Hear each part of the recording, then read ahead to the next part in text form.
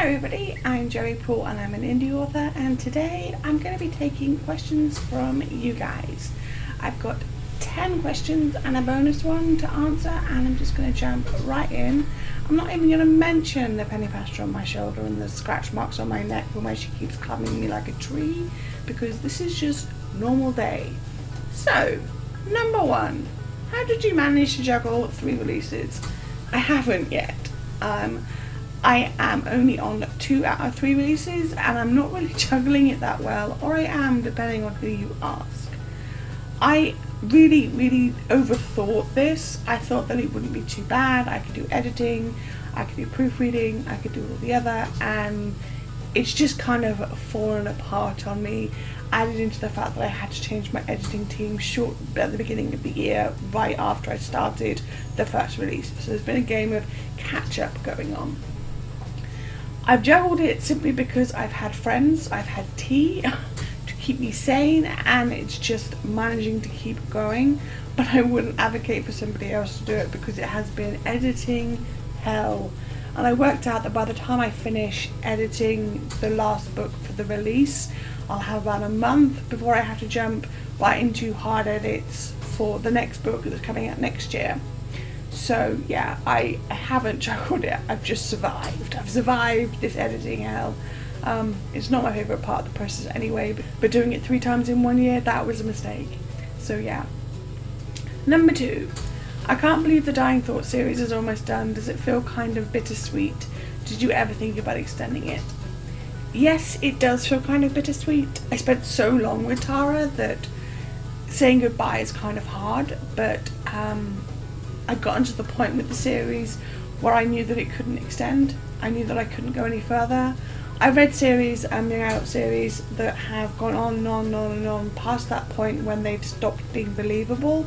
I can think of 2 to my memory, and I'm not going to mention either one of them because they're quite popular ones, or they were when I was a kid. But I felt like they went too far, and one thing I didn't want to do as an author was go too far. So I've always kind of, like, when I've done series, I've been very careful to make sure that there's a reason this book's being added, not just because I want to continue playing with these characters. So while I did extend it from 5 books to 8, I never went from 8 to 10. I thought about it for about half a minute, and then I realised that it just wasn't going to be possible. Number 3, I really enjoyed your day in your life. Would you do more of these? That was an experiment. I wanted to see if people would enjoy them, and I also wanted to see if I could do it, because I used to do a day in my life and it was just photographs, and so I was used to doing photos of time checks and getting up in the morning and stuff like that, and I obviously didn't do that with the video. I don't think you would have been interested in seeing me go for a nap, for example. But I did really enjoy it, even if editing it was a pain, because it was like I thought I'd have like 20 minutes of footage. I had over an hour of footage, so that was fun. So yeah, I mean, I'd love to do one of them again, but I'd want to make sure that everybody wanted me to. So let me know down in the comments below if you want me to do another one. Number 4, did you start out as a plantser, or did it change as you kept writing? I actually started out more as a pantser. When I first started writing Blackout, I had a very sort of like undetailed chapter plan, in the fact that I at the time it was 10 chapters, and I was going to write a chapter a day, and this was what the chapter was going to be about, and it was very reminiscent of what my chapter plans look like now. So the only difference was that it was a much smaller book, so I didn't have to worry about too much about going off plan. And as it turned out, 10 chapters, they needed to be split into different chapters because they had natural breaks and stuff. But I've always really kind of like been someone who needs a bare bones chapter plan to work off of. And even though I pants more than I plan, I still really think that I need that to keep going. But it has changed as I've kept writing. I have become more confident in my pantser roots, and been more happy to go over and over and over it again. Number 5, who's your favourite crime author? Oh, why would you make me choose? Why? Okay, so I have 2 that I really have to choose between. One is Sue Grafton, who wrote the Alphabet series, which I reread at least once a year, even though Zed is never coming because she died last year. And number 2 is Harlan Coben, who I read basically everything he writes because he is an awesome crime author, and he's very good at doing a twist that you won't see coming. So yeah, I really like them both, but I can't choose between them. I can't choose between them because it's different reasons. I like Sue Grafton because she was writing a strong female detective in the 80s, and I just feel like even though it's now 30 years later, the series has withstood the test of time. And with Harlan Coben, he writes lots and lots of different characters, and I just from the first time I read him, I was just like, wow. And I really like that I get that even with every new book. Even when I go back and reread, I'm still like, wow. And you don't meet many authors who do that. Number 6, do you ever have days when you're supposed to be writing and choose not to for whatever reason? I used to. I still do sometimes. Hang on a second, I think Pam wants to get down. Yeah, I used to, in that I used to have days where I'd go, I don't feel like writing today. Nah. But now, generally speaking, with my sticky notes, I'm pretty much a case of, if I'm supposed to be writing, then I will be writing. Unless there's some reason, like being ill or something else like that, then yeah, I'll write unless I absolutely cannot. Number 7, typing or handwriting, which is your favourite and why? I'm going to go with typing, but there's a reason for this, not just because it's my favourite. I have fibromyalgia, which makes holding a pen hard for long periods of time. It used to be that when I first started writing, I handwrote each chapter, and then I typed it up on the computer, and as I typed it up, I'd make slight changes and edit it as I went, to make it a little bit of a stronger chapter. And I did that for a long time, and it was really hard for me to transition to typing full time. But now, because I don't do as much handwriting, I guess the fibromyalgia has made it harder for me to write.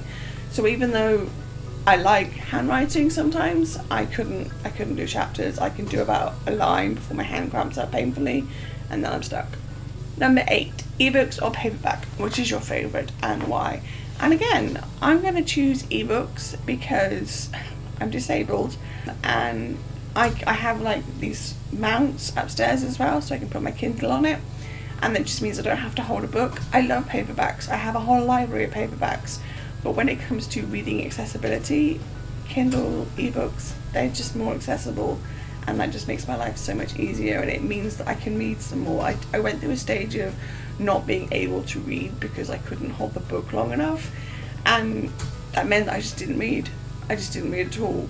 And then once I got my Kindle for the first time, I was like, okay, I can read now, and I haven't looked back since. Number 9, what are you working on currently? I'm currently working on the 4th book in the Invisible series, Opaque, and a standalone paranormal romance standalone called I'll See You Through. But I have talked about these recently. I guess the question came through before I had posted this video, so I will link it up in the cards, which is my current work in progress, which I updated last month, I think. Number 10, do you ever plan to do small local signings at bookshops and the like? Yeah, I guess. I just have had more luck with multi-author events, and because I'm disabled and a lot of things aren't that accessible in town, it's very hard to sort of like set things up. But it's something that, I looked into doing a signing at my local library. That didn't work out, but I have thought about it, but I just haven't ever managed to do it. So it's on the docket, so to speak, but I haven't actually done it. And the bonus question 11, how many pop vinyls do you own now, and what is their setup? Okay, I have to count. I have 21, and their setup is basically, which you saw on my Day in My Life vlog, where they're sort of like all judging me as I write, so they're all crowded around my monitor. I don't keep them in the boxes, which I know is silly because in the boxes they can become worth a lot of money, but I like to enjoy them. So, everyone does things differently, and for me, having them in the boxes, I can't enjoy them. So, and there wouldn't be space to show them on my desk either, than they just sit in their boxes, and I don't see the point in that. But I have everything from Harry Potter to Doctor Who to Avengers to Sherlock.